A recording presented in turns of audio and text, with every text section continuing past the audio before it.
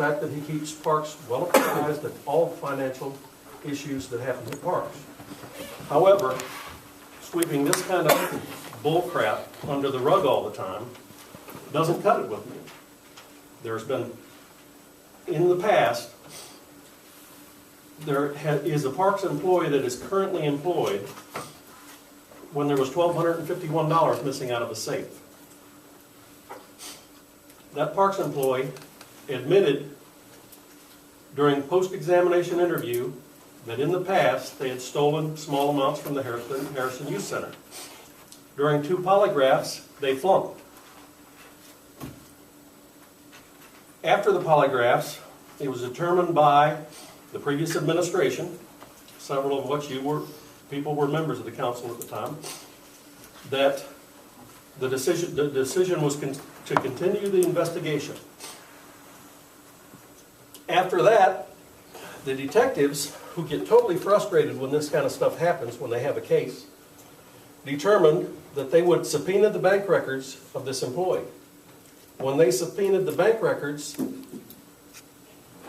the investigation was stopped by the higher-ups. They were told that it's okay to steal $1,251 from parks. That's not acceptable. That's not true. Okay? I've got the police report. I understand that, Okay. but I mean, when you get done, I'd like to have a That's rebuttal on fine. that. All I know is what the police I report understand, says. I understand. So, one of the parks commissioners that I discussed this with, when she worked at Walmart, had a $120,000 a year employee that stole $800. That employee was terminated. So, taxpayers' money deserves to be accounted for. And my original intent was not to be political or personal. My original intent was to put some members on the Parks Board that would be responsible and take care of business that needed to be taken care of. And that's what I'm attempting to do. And at that, I would entertain a motion to approve my appointment. Can I say what I need to about that? Okay. It is true that $1,200 disappeared, but the $1,200 came back, okay? And, I mean, it was back. I mean, so there was no loss at all in there. Except we still got a thief. Well, it's easy to say that you have a thief if that's what you think, but and it wasn't the current police chief, but you know we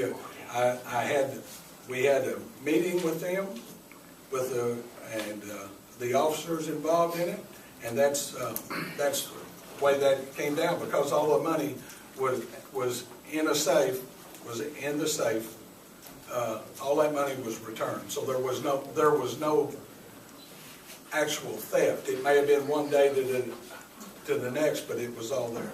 My thoughts on that are, I had a car wash at one time, and one of my employees was stealing change out of a council and was caught. And I fired him. And his mother called me up, and his father was a police officer here at the time, and his mother called me up and said, "What'd you fire him for? It was only a little change, he'll pay you back." And I said, "I don't care whether it's a quarter or a Cadillac, he's a thief." And I believe, and I would too. If I thought the person was a thief, I would. Okay. Anyway, that's why I attempted to make some changes on the Parks Board. That's why I have made some changes on the Parks Board. Never intended this to be personal. I didn't start the fight.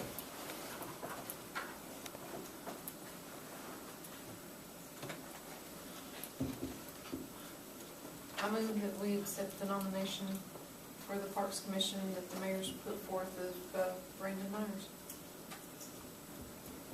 I will second it for the purpose of discussion. I have a motion and a second. Any discussion? I'd like to say something, Mayor. Everybody on this council, I think, knows me, and they know where I stand as far as what's been brought up, honesty and integrity. It is obvious that the mayor is not going to appoint Mr. Malin back to the Parks Committee. And it is our responsibility as a council to approve an appointee made by the mayor to fill this position. With us not doing that, we're holding up the process of the commission itself, and also we're creating issues for the people that are being appointed. In this particular case, it's one individual, Brendan Myers, at this time. I think we as a council needs to move on with this. We either need to say yes to Mr. Myers or say that we're never going to accept Mr. Myers in this position and allow the mayor to present another appointee. But after the mayor appointed Mr. Myers the first time, I told Brandon, and I hope he doesn't mind me calling him Brandon, I told Brandon that before I would make a decision on him or anybody else, I would want to sit down and talk to him.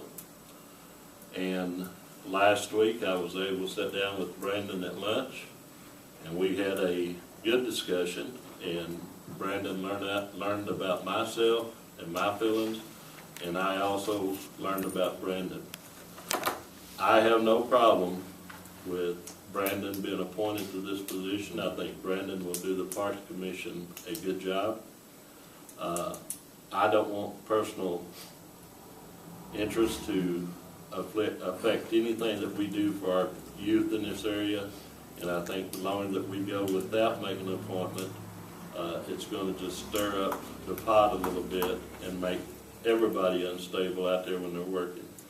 So at this time, like I said, I feel that we either need to tell Mayor Crockett that yes, we're going to allow Brandon Myers to be the appointee for the commission, or tell him that we're never going to accept Mr. Myers as the appointee. And that's all I have to say. Any further discussion? I'll call for the question. You want a roll call vote? Yes.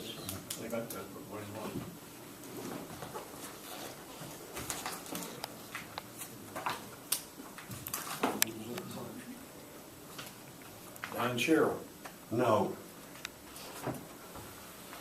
Johnny Savage. No. Dan Roberts. Yes. Rick Griffin. No. Dina Taylor. Yes. Wayne Combs. Yes. Jason Briscoe. Yes. Joe's absent. And I vote yes, which gives us the majority we need. So you got 4 and 3 already. Four yes, And 3 don't you need no. 5? You just need a simple majority. It has to be 5. The Joe's absence is counted as a no vote, Okay. so it would be 4 and 4. And the mayor is permitted to break the tie. Thank you. And at that, I would entertain